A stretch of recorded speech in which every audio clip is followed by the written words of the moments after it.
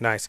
I mean, I'm just listening to you guys speaking, and you guys are like the yin and the yang. Like you guys are completely opposites, but you guys have some similarities, right? If I was to throw out a card with soccer, you both would jump in, right? If I throw out podcasting, you both jump in. But like the way you guys carry yourselves and the way you're depicting your day to day and your lifestyles and the way you process things are uniquely different, right?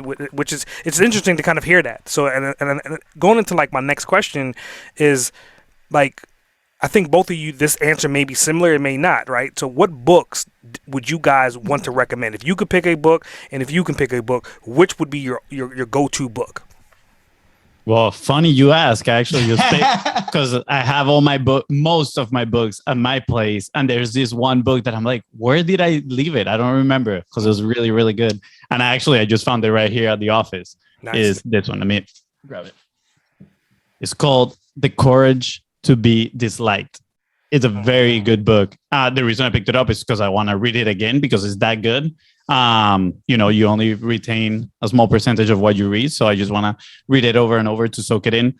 So it'll be two books, what I remember. And before, sharing this, I would first ask what type of book are you looking to read, right? Like in what aspect of your life do you need, maybe that extra help or those extra words that can, teach you something?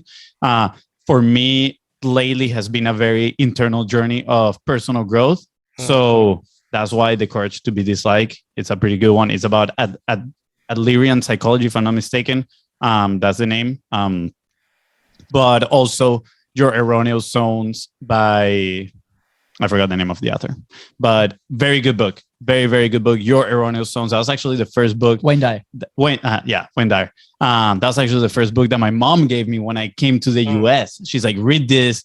This is absolutely amazing. I didn't read it, of course, for like 5 years. I just carried it around with me. And then when I finally decided to read it, I was like, wow, this is very powerful, right? And it honestly, both books kind of overlap a little bit.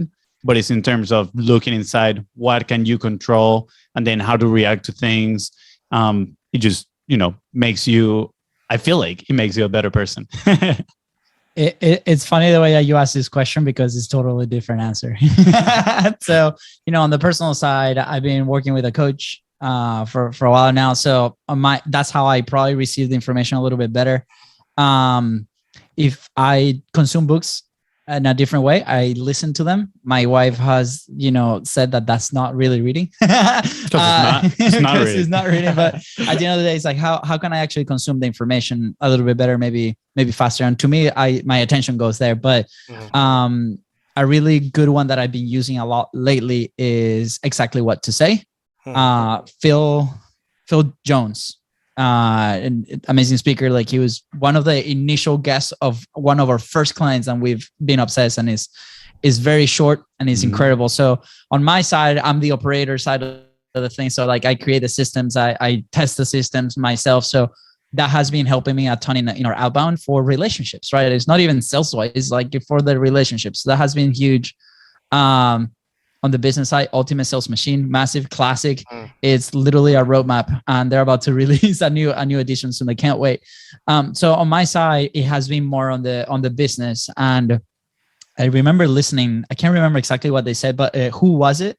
But what they said was, if you read about one topic, multiple books and multiple things, right? You start noticing that some of those contradict each other, and you're like, and then it creates somewhat of confusion, right? Because you develop this point of view leaning towards this one side, and then you read something else equally successful and he explains something completely opposite about the same topic, and you're like, okay, well, that created some conflict in my mind, because I'm like, oh boy, I thought there was like one secret formula for everything, and that's what it was, right? But there's multiple points of view and multiple things and multiple roads that can lead to success. And so like Fonzi said, we probably ask like, where are you in your life?